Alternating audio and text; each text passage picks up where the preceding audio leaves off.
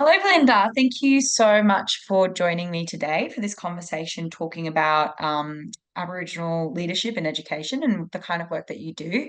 So I'd first like to start off by acknowledging that I'm coming to you from Gadigal country at the moment in Redfern, which is a very significant and historical area for, the Centre for Political and Social Rights for Aboriginal people. So I'm very grateful to be on this land today, and I acknowledge all the First Nations people that are around me and in this office building and the elders that shape, the Aboriginal community controlled organisations that do such important work around this area.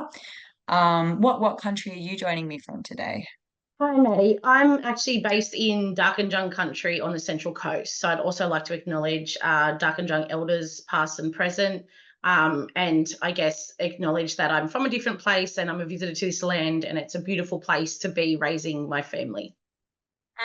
So what place are you from? So I'm originally from Gloucester on the mid-north coast. That's Worimi country. It's interesting now, I've actually been away longer than I've been there, which I don't know, tells me maybe it's time to go home. I don't know. Yeah, yeah. And do you find that I don't know, working on Dark and Jung country obviously is different from working on the country that you're from. Do you have that sense of missing Warramai country sometimes? Oh, so much. I think, especially when I first left, I think I was 17 when I finished year 12. And so, Gloucester's a very small town, 2,000 people, no traffic lights, no KFC, like no Woolies, anything like that at the time. And when I had to leave to go to Newcastle Uni, I just remember being so homesick. I actually dropped out after 6 months because it was like a big Newcastle, a big bustling city. But yeah, I had a calling over and over. And every time I turn off the Buckets Way, which is the road to go home, I just feel this sense of relief, and like the smell of the bush and all of that comes straight back.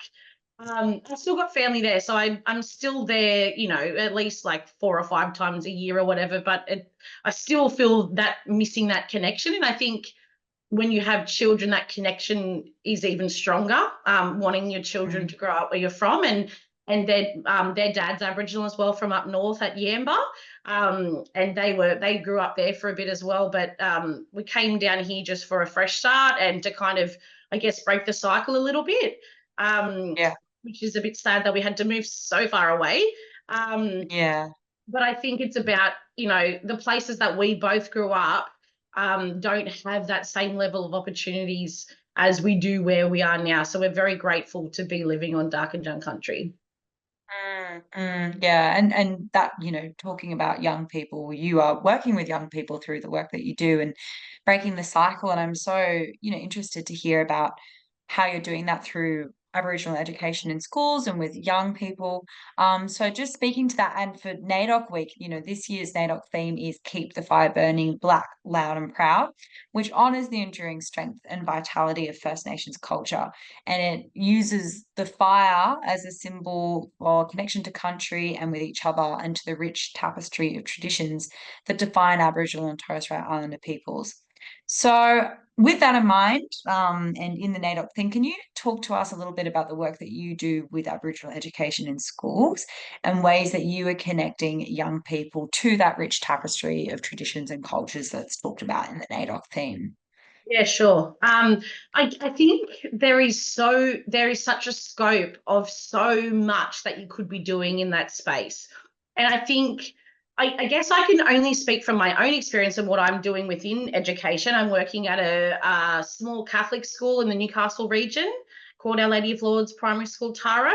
We have around 200 students, so it's a very small school from K to 6.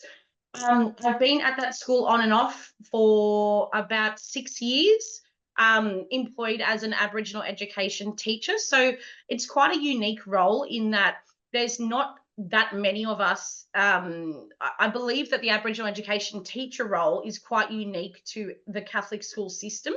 So if you know Mm. much, Maddie, about Aboriginal education workers, Aboriginal education officers, AEOs, AEWs, it's quite a similar role to that. However, there's some added responsibilities such as teaching Aboriginal perspectives in the class, mentoring other educators about how to incorporate Aboriginal perspectives into their learning. So it's a huge role that I really feel very passionate about, and one that I feel can make really significant change if you have the right support and if you're in the right, in the right school. And I think that does make a big difference. I have worked in other schools, but the school that I'm in now is super, super supportive of whatever needs to be done and the work that we need to do in Aboriginal education. And I think I do want to say as well that, there's always work to be done. I have work that needs to be done. I mean, sure, there's some things that I'm doing that are working, but I still acknowledge that there's work that I need to do, and that our school needs to do.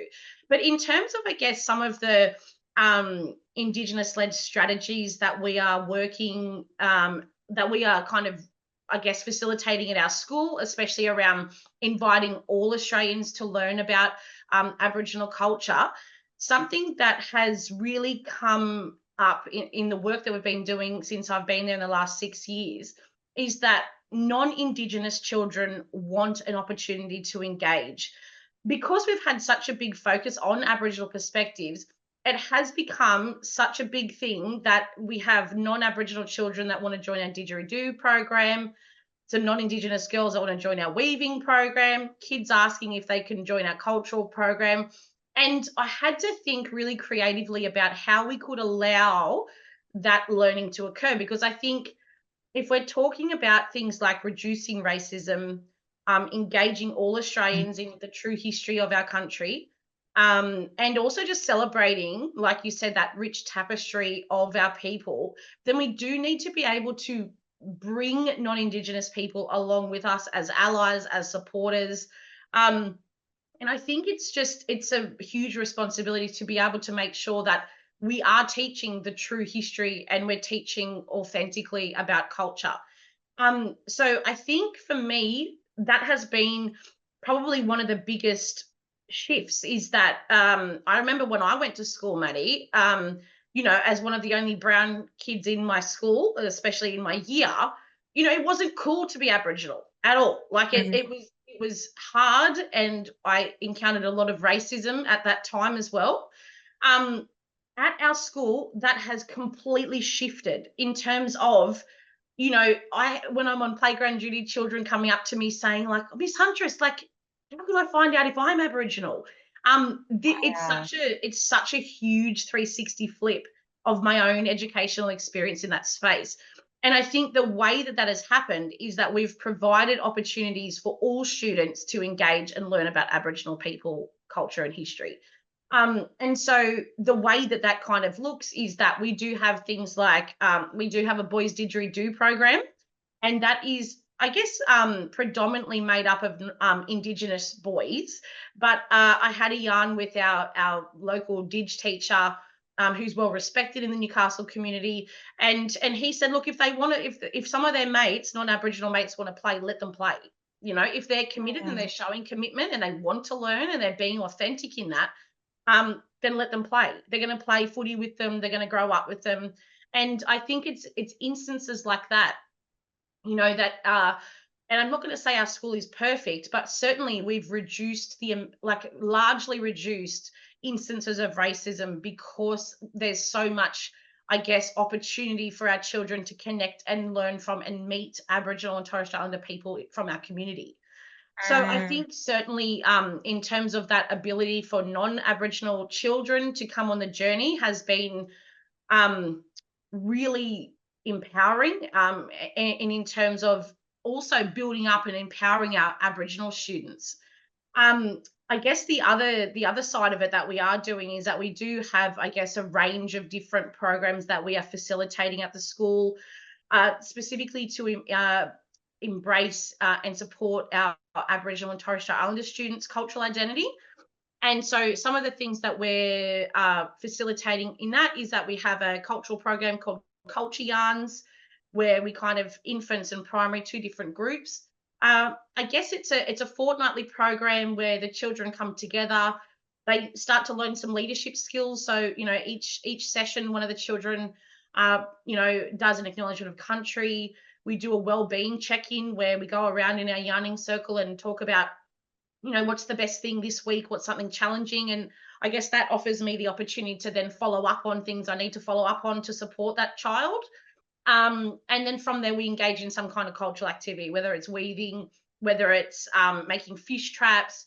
Recently, we actually connected. Well, he's actually my cousin, but a local music producer. So we've created our own hip hop track around what is it like being black at Taro, and that was amazing. It was actually all of the sound of the background of the music was from all different random noises the children were making with banging things and Oh, drumming and wow. tapping paint sticks on grids and all these different things. And the boys played Yeah. bridge, and it turned into this amazing story being shared through song, which is obviously a really one way traditionally that our people and continue to share culture is through song. So I think that's these kind of experiences allow our children to say, I can be me at my school, and and that's okay, and that makes it safe.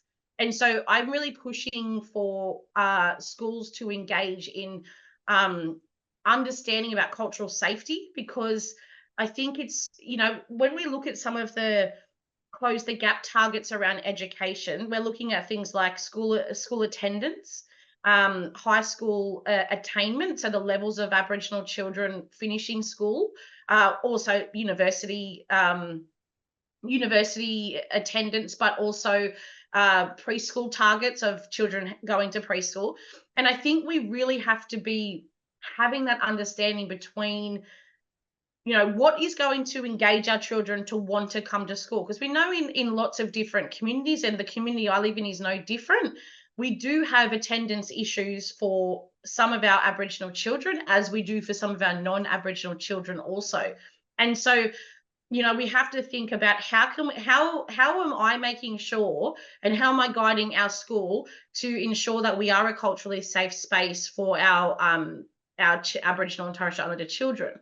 And I think the other thing that I want to kind of put across as well is that it's not enough just for me to say, oh, I think that our school is a culturally safe school, or I think this is what we should be doing at our school in terms of embracing culture and supporting cultural identity.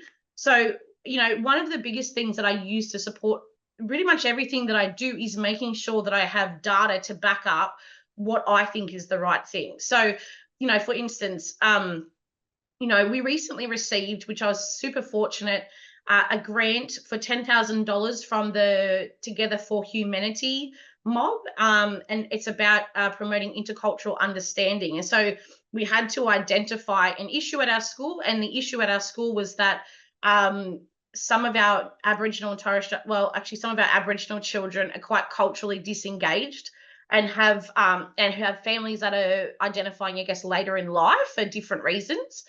And so, as part of that, $10,000 is a lot of money, So I made sure that throughout that process, I sat down with the children first and said, like, we've got this $10,000. What should we do with it? And the Mm, children led me on that discussion of what they felt would be helpful and in supporting their cultural identity, what they wanted to know more about. And some of their ideas were amazing, and then we, like, $10,000 is great, but it's not going to go that far really if we're employing local people to come and run cultural programs. So we started with that, and then I guess we have to continue thinking creatively about, because part of that was our didgeridoo program, establishing that, purchasing some didgeridoos for our boys. And then now that our funding's run out, the boys are trying to come up with some, actually they created their own PowerPoint presentation and want to take a proposal to the principal, which is kind of all wow. happening now, about ways that they can continue that funding. So they're talking about things like cashing in cans, Bunnings, sausage sizzle that the boys want to run, lots of different really creative ideas of how they can, how we can, I guess, be a bit more self-sufficient in terms Yeah. of addressing some of our cultural things without having to rely on funding. So I think, Wow. that's engaging with and liaising, and um, it's an ongoing process, engaging with families, engaging with the children, and kind of, I guess, looking at what they want how can we do that together, and all of that consultation, which is really an ongoing process. I think too, Maddie, in terms of the other big thing that I think is a really important strategy that needs to be kind of making its way in Aboriginal education is around what we call culturally responsive pedagogy. So the evidence, like evidence-based research, is telling us that in order for Aboriginal children to be successful, because I do that because it's like, what is success? Success is such an individual thing. Mm. But in order for children, Aboriginal children, to be successful in a Western education system, it's saying that culture has to be included as part of that. And, I'm very careful with, I know some schools are like, if you're doing the wrong thing, then you can't be involved in cultural programs. But to me, that's not particularly helpful, because it's sort of saying you can't have your culture if you're misbehaving. And we know that every behavior has something underneath it as to why that might be happening. But there's a kind of a new concept that's starting to make some progress, and it's called culturally responsive pedagogy. And it's really relevant for every child. It doesn't matter about what your cultural background is, because we all have a culture, whether it's a European culture, whether it's an Aboriginal culture, whether it's an Indian culture, whatever that might be. But culturally responsive pedagogy centers a child's education around their lived experience and around their cultural experience. And so I think that is one way that if we're talking about engaging Aboriginal children, that is one way that I think we really need to be, as a profession, working further towards that. So that might be, meeting with the children and their family when they first start at the school, having an informal yarn. Actually, oh no, I think I've actually moved them. I have these cultural profiles that I've developed that, at the beginning of an enrollment, I will sit down with the family and talk, and it's got things like, who's my mob, where am I from, what's my Mm. community, what's some words that I might speak in my language, what would I like if I'm not engaging in cultural practices, what would I like to be learning with my family. And that really helps guide me about where I should be going, informally and formally through the classroom as well, because we've got our local totem for Awabakal country, where my school's based, is the eagle hawk. And and we had an Awabakal child there last year. He's just gone to year 7. But we would be out in the garden doing something, and then we would see the eagle hawk, and then I would say to him, there's your old people, like, looking down, so that was part of, I guess, building that relationship with it is still a part of that relationship building with the children, and making sure that they know that I understand them. And then from that, I guess, imparting that to their classroom teacher, because I also think that it's great that they can have that relationship with me, but really the classroom teacher is the one that has the most time with that student. So it's super important to build those relationships and have that cultural understanding. Then you can embed that into what they're learning in the classroom.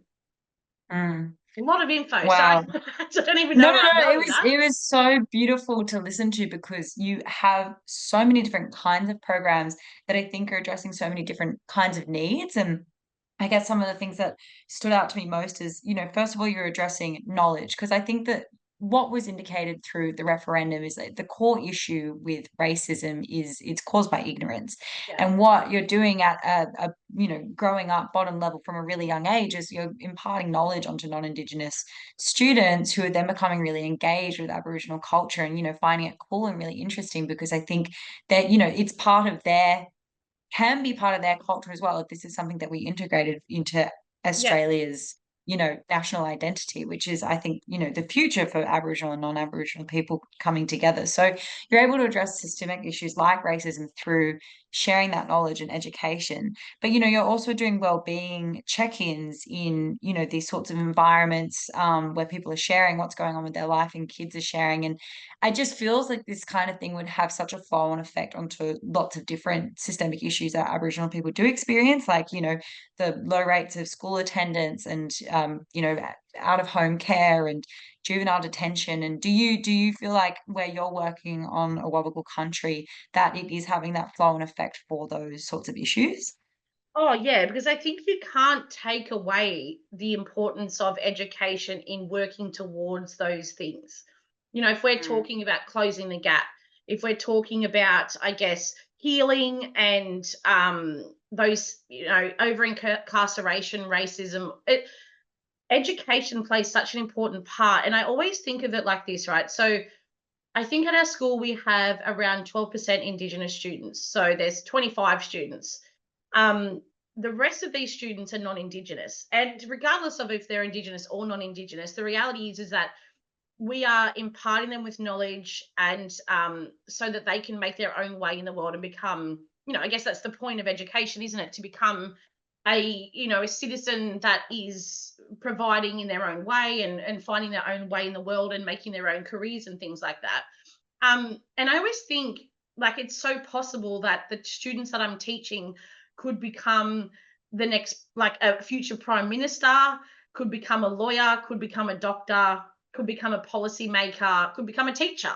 Sounds like they already And are with those sausage sizzle ideas. Like, those are oh, leadership skills of ingenuity of, they're trying to create funding self-sustainability, and to see that in young people is just incredible. absolutely, absolutely. And I think so I always kind of keep that in the back of my mind, is that this is our future. Mm. And being able to equip all students with a strong sense of social justice, with a strong sense of equity, and fighting for the rights for our mob, as well as equipping our Aboriginal and Torres Strait Islander students with, like a sense of pride, but also, support with literacy and numeracy, so that they can then become, I guess, like, for me, the end goal would be about equipping the Aboriginal and Torres Strait Islander students with that sense of self, and that a positive sense of self, and feeling empowered and educated to be able to make changes for their own communities. And that's really self-determination, isn't it? So I think I just always remind myself, is that's what's happening in the future, is that these are our future leaders. And if we can Mm. do this right, then we, like, so it doesn't have to be that a child, I know, like, when I was in high school, when I started, like, really questioning, like, who am I? And I don't really understand. I feel disconnected, and I started going down the wrong path. Like, if we can be that, and I didn't have a teacher that was, like, that person for me. Like, I just didn't. And I did have that when I went to university, and I did my final prac. And the teacher said, like, something to me, and she said, like, I don't know what you're going to do in your future, but I know that it's going to be something that's going to be really inspirational. And no one had ever really said that to me before.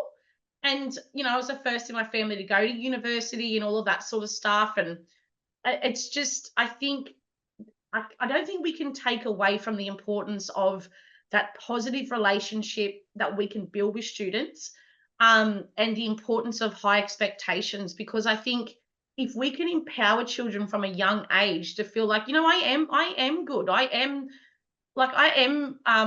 have strengths, like, I'm a good person, and whatever all these other things that, is about that strengths based approach. But I really feel that we can change the tide for some of that, because there's a lot of talk in education around what we call, like, and not just education, but it's in media, it's in health, around what we call, like, deficit discourse. So it's deficit Yeah. discourse is talking about, like, well, we know that we have problems.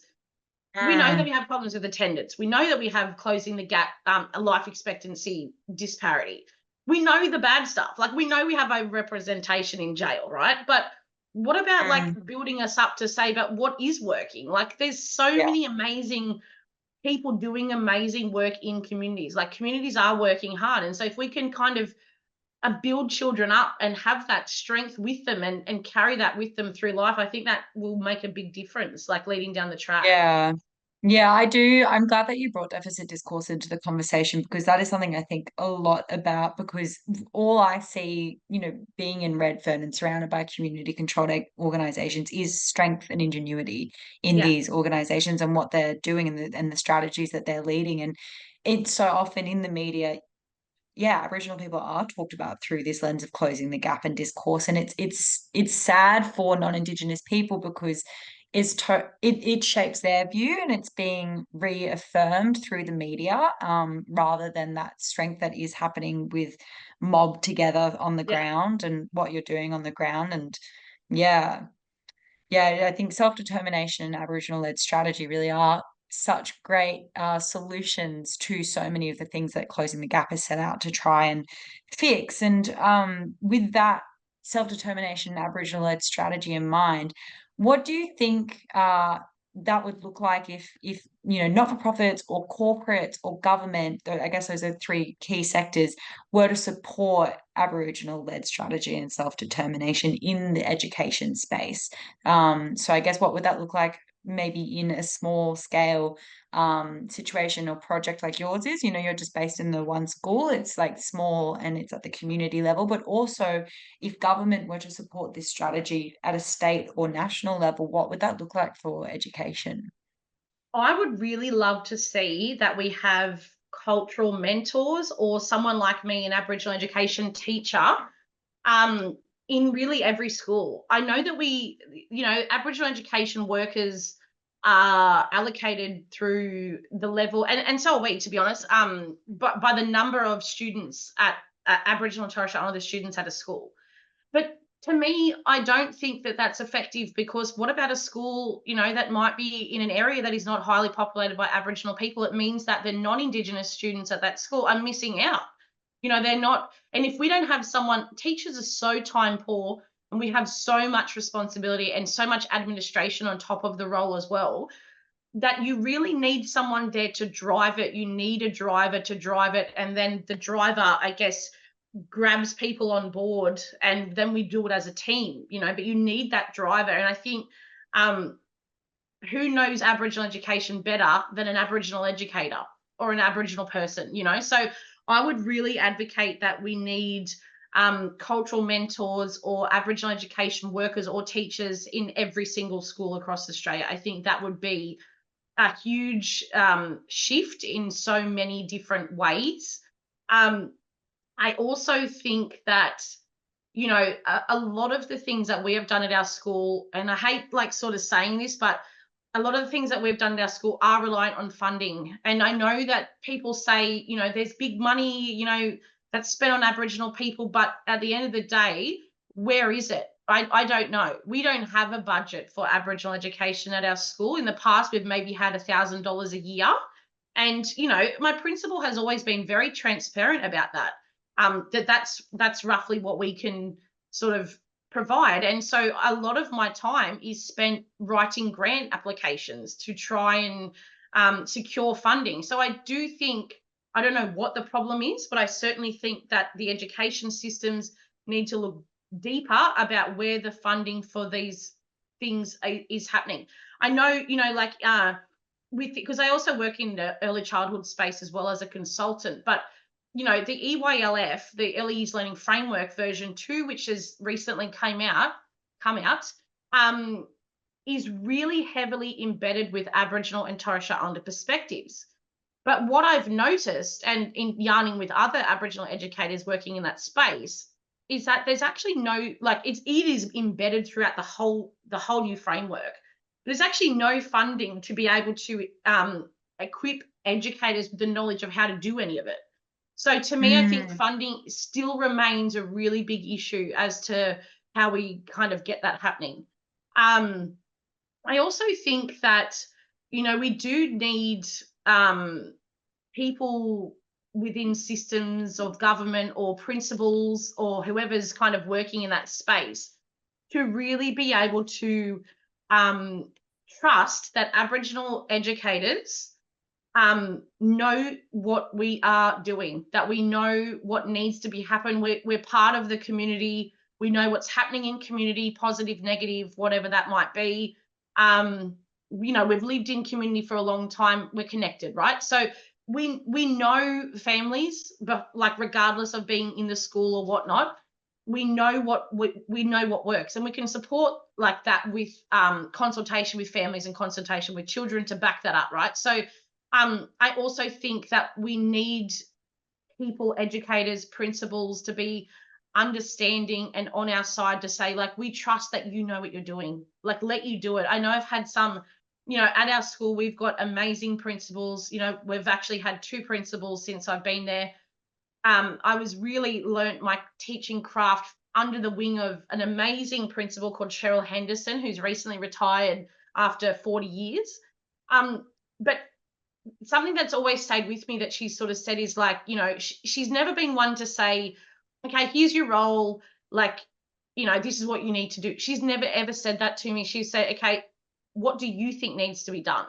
Let's design your timetable around what you think needs to be done. Let's work on this together. And I think that again promotes that self-determination of like, we have the answers. Let us do it. Yeah. Yeah. What you're saying about having an Aboriginal educator in every school, because Rec New South Wales, we work with educators with an audience of about 6,000, and a lot of what we hear is like, I really want to be making a difference, but I don't know how to, or I don't want to say the wrong thing, or I don't many of them have grown up in systems of education that didn't teach about this kind of stuff, and so having an Aboriginal educator in every school, I think, would really help support those educators that don't know what to say, or even just empower them to feel like they can teach on this and not to be scared of saying the wrong thing, because I feel like it's just better to try and get it wrong than not to try at all when it Yeah. comes to Aboriginal education. And Maddie, that is still such a huge, like, I mean, in my early childhood consultancy, I've probably been to around 200 services around New South Wales, and it's still so common for educators to say that, that I'm scared to do the wrong thing, so maybe I'm not doing anything at all, or they're worried to offend someone, so they're just not doing it, or they're fearful of doing it. And I think with the embedding of Aboriginal perspectives across both EYLF and the K-12 curriculum, it is asking educators to move beyond. We have to move beyond that fear, and like you're saying, like, something is better than nothing. Our mob are pretty straight out, so they're probably going to tell you that you're doing something wrong, but like, we're just all people. So it's like, we, as educators, we reflect on our practice, and we have to be able to take that criticism on and then look at, how can we change that up? But I think 100%, I do think I think government needs to invest in more professional development training by Aboriginal educators in that space that are willing to be able to help, like you're saying, help empower and feel confident to know what you're doing in that space. Yeah. Yeah. Yeah. Wow. So with the sort of tactics that you're using, do you feel like in any way you're sort of evolving ancient knowledges to a current modern context? You're applying ancient knowledges to 2024? Yeah, well, I think, I mean, we carry those beliefs, those ancient beliefs with us in everyday practice or whatnot, So, I mean, perhaps I'm just kind of thinking of, like, in terms of pedagogy, and pedagogy is what we talk about, the way that we teach, or like, what, it's not so much the curriculum, but it's like the way that you teach it. And I think for me, one way that I guess I would say that I'm probably using some of that traditional knowledge would be just like through my pedagogy, the way that I teach things. My favorite subject to teach is science, because there is actually so much, like, our mob have are like so clever and have had so many amazing technologies, like, over tens of thousands of years, that you could embed Aboriginal perspectives into any outcome of science. And I just love teaching it. And one way I do that, so actually last week I was out. We've been learning about in science stage 2, which is year 3 and year 4. We've been learning about materials and what materials are used for different things. And so I liaised with the classroom teacher, and I said, well, I'll come in and I'll do 2 lessons about Aboriginal shelters, and we'll talk about what they were made from, and all of that. And then the children, like, went ahead and made some, like, in groups, made some model humpies or Aboriginal shelters. But it's so interesting. It's something as simple as taking your class outside and learning on country really just doesn't happen that much. So pretty much, like, every lesson that I do outside, whether it's like, I do another science lesson where it's learning to tell the time by the sun, looking for seasonal changes, things like that. That has to be done on country, and as part of that. So, when we made our humpies, or our shelters, we gathered things from the environment, you know, like sticks, fallen sticks, like, you know, paper bark from the tree, all that sort of stuff, like rocks or stones. Some of the kids made like little fireplaces. But I always make sure that in everything that I do and in the way I conduct myself, but also with the way I'm teaching, is that the children out of school know certain values that Aboriginal people hold. And it doesn't matter if you're Worimi or Dungutty or wherever, we all have these kind of like similar beliefs around, you know, like not taking more than you need. Yeah. You know, like in our family, we're very strong around not taking things from country. So, like things like taking rocks or taking sand or taking shells is like a big no-no Mm, for you know, like for our children. So it's they, you know, when they go to the beach, they know they're not allowed to take a shell home or whatever because we believe it brings bad luck. But so the children out of school, we know that like once we've done that activity, then we take it back to where you found that from, because we want to leave country in the state that we found it. You know, and country is alive and breathing, and even things that we would say are inanimate, which is like things that aren't living, like a rock, they still have that place and they were made where they were, like they were mm, created where they were meant to be. So yeah. um you know, I make sure that I'm carrying that knowledge with me and imparting that to the children. And sometimes they say, well, oh, I've done that, so like am I going to get bad luck? And I say, well, look, this is our belief system.